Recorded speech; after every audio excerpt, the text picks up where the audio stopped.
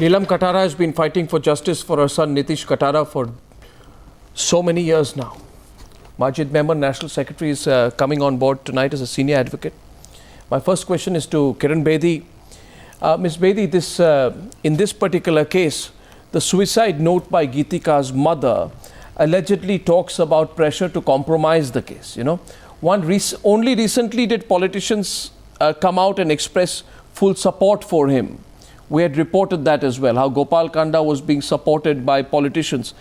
Is it entirely within the realm of possibility, Ms. Kiran Bedi, that the Sharma family was under immense pressure to bury the case?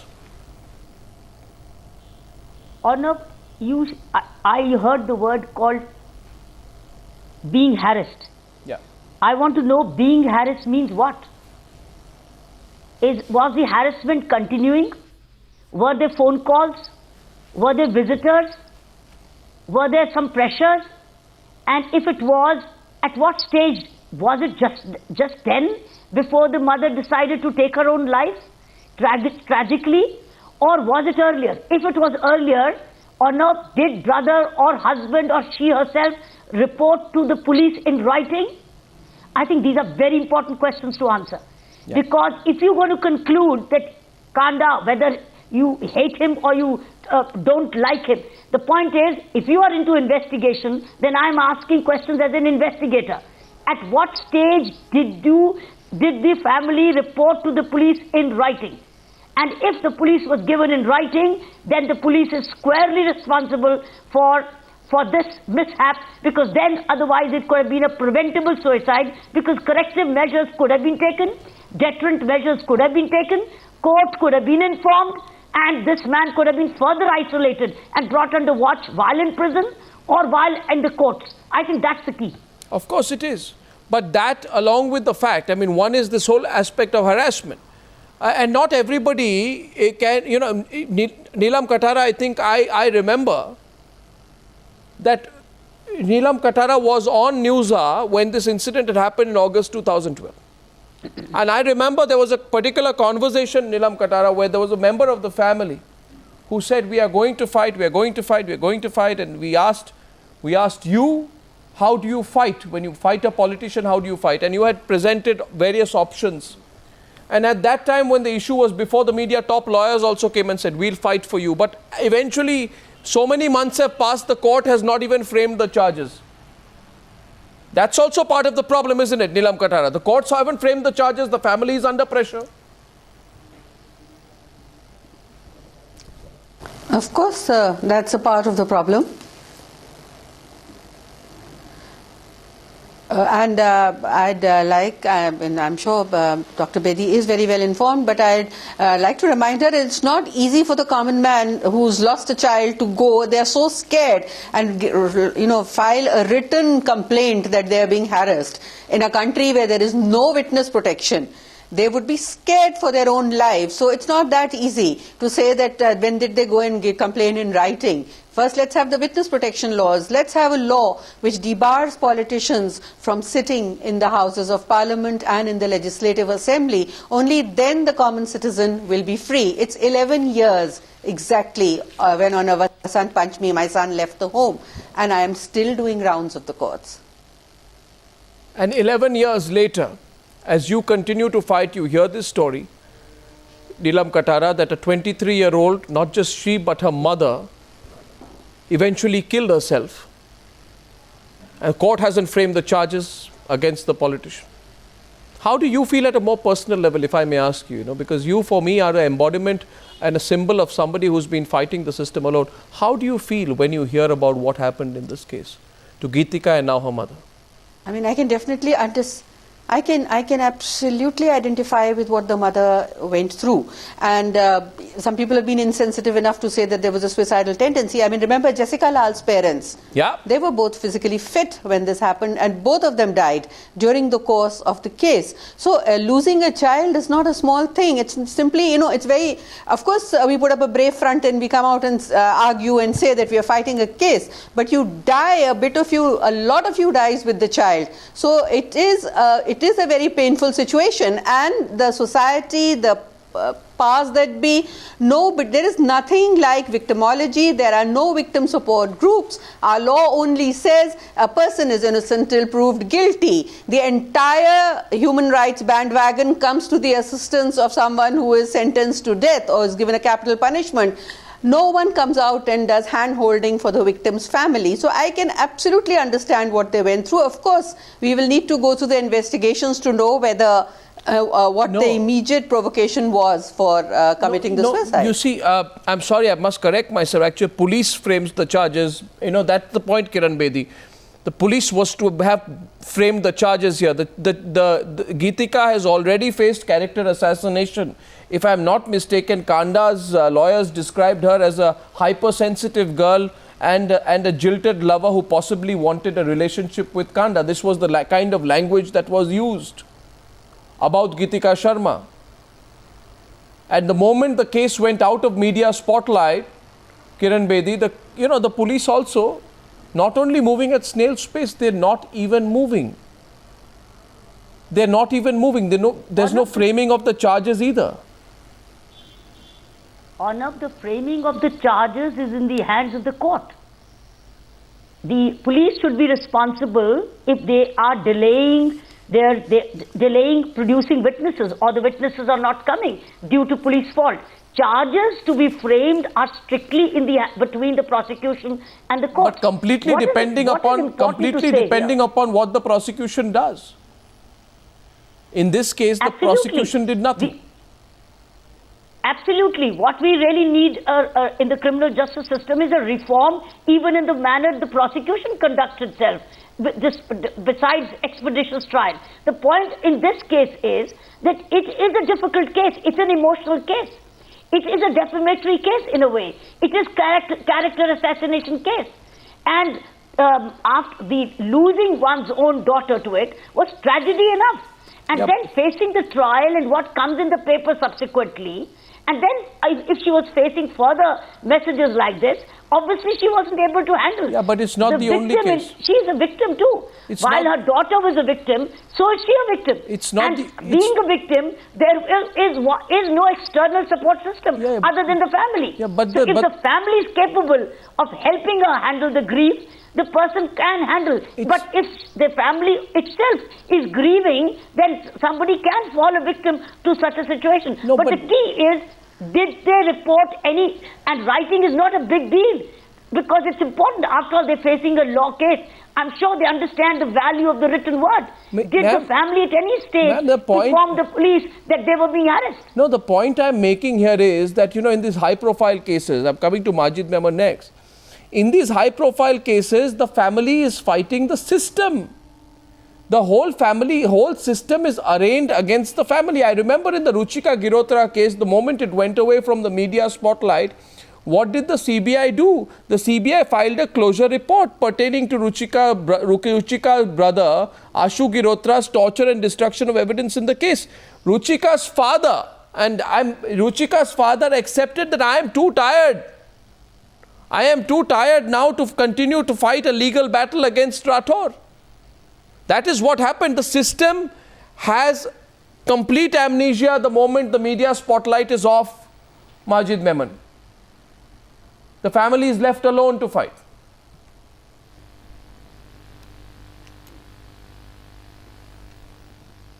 Mr. Memon? I'm so sorry, Mr. Memon. I think I had an audio problem at your end. I'm going to come back. I'm just going to come back in a second. But my point there was, I'm coming back to you, that the family is left alone, Neelam Katara. That is what happened in the Ruchika Girotra case. Absolutely. Definitely, it's a very, very lonely battle, and the family is left alone. And again, it is, you muster up courage and you go ahead, you take a step. And I can imagine in Mr. Girotra's case, it is very frustrating. And definitely the way the system is, I decided a long time back that I just will not look at the calendar or look at the watch. Otherwise, I would not be able to take the frustration. I said, you just have to say, as long as it takes, I'm going to fight it. And it is not easy. It's financially a problem. It takes from your time. It ruins your career. But you just go on in the hope that I have lost my child. Maybe I can help other people to take better care of their children. But I don't see why in this country we can't stop politicians with criminal charges from sitting in the legislative assemblies and the legislatures. Even the Supreme Court has not been able to make these people implement the police reforms in 6 years. How do we expect a change? Well, I don't know. In the Vikas Yadav case, which you fought, in the Manu Sharma case, in the Ruchika Girotra case, and now in this Geetika Sharma case, the system has never been on the side of the victim. Yes, Mr. Yes. Memon. Arnav, if I can be heard now, am I audible? Yeah, go ahead.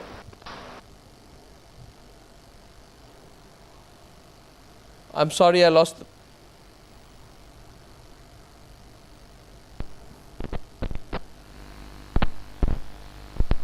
I'm sorry, Mr. Memon. I think I've just lost the line with you again.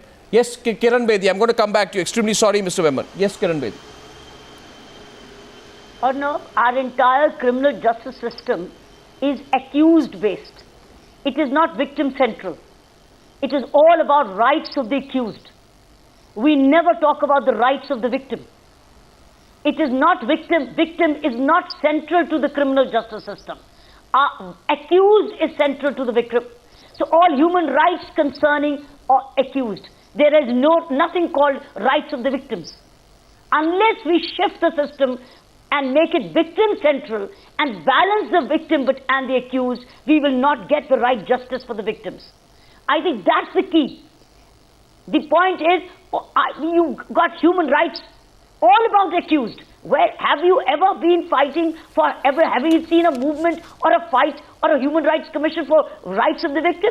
The victims which die of terrorist attacks, victims which die out of a lot of atrocities? No. We talk about rights of the accused, the medical of the accused, the reforms of the accused, the expeditious trial of the accused. What about the rights of the victim? Victim is dependent entirely on the government lawyers. And what kind of government lawyers sometimes we give them? So well, I think what is important also to propagate and understand is, let's reposition which high profile lawyer, Majid Memon, which high profile lawyer actually agreed to take up the case of Geetika Sharma? Now, please permit me a couple of minutes now. I have lost my chances earlier when I wanted to convey some very important facts. Number one, I wanted to say that this pathetic situation today that we are facing, low conviction rates, offenders are merely continuing, law does not reach them. Even if law reaches them and books them, they can conveniently get out. There are no convictions. There is no fear. See, the problem is that a powerful and a rich offender has lost fear in law, and the victim of the crime and the common weak people have lost trust in law. Both will have to be restored. It is if only then you will get results. Now, in the instant case, first, no, that's all very well. That's all very well. But what? No, that's all very well. That's all very well. But this mother. But what action was taken? Mr. Memon, that's all very well. But what action was taken for defaming Geetika Sharma's character? Let me ask you here. What action was taken by the police? Please give me one more minute. They will file another 1 minute, Mr. Memon. Mr. Memon, they will file now a fresh FIR in the case against Kanda and Chadda, which will amount to absolutely nothing. There was no FIR filed for defamation. There was no action which was taken against any of the politicians who further defamed the girl. This added to the trauma of the family. Pressure was put on the family, and all that the police will do is now file a fresh FIR. So it amounts to nothing, Mr. Memon. Arnav, give me 1 minute. Please. No, tell me in this case. Give me 1 minute. Tell me in this case, how was an example set? Here was an opportunity to set an example. Do you concede that an opportunity was lost? Please tell me, Arnav, Arnav, let me know, let the audience, let the viewers know whether this mother is a witness in that prosecution case. Do you know that? Is she a witness? If she is a witness, it becomes a very grave act today if she has committed suicide, because that would mean that there is an attempt to temper and destroy evidence. Because if she has been forced or coerced to end her life and therefore she does not remain available as a witness, it amounts to a serious crime. It compounds the gravity. So therefore, we will have to first find out. And Kiran Bedi is saying written complaint. I don't fully agree with it. Even if she has not lodged a written complaint, there are adequate circumstances. There will be a lot of evidence to suggest that this mother was also under duress. She was being persistently harassed. There can be lots of various circumstances. No, you have not answered my question. No, my question was, yes, she please. commits suicide Yes. in August 2012. Consider the facts 1 minute, Mr. Memon, please. Yes. Let's not look at it theoretically. Yes. She commits suicide in August 2012. 6 months later, the charges have not been framed. I want you to consider the plight of the family. First, the trauma of losing Geetika. Right. Then the administration, Kiran Bedi, goes slow on arresting Gopal Kanda. Ruling party politicians line up defending Kanda. In public platforms and in rallies, they denigrate Geetika. They call her a servant who was aiming for too much. And the legal battle has not begun. That's where the situation is, Kiran Bedi. So the entire system.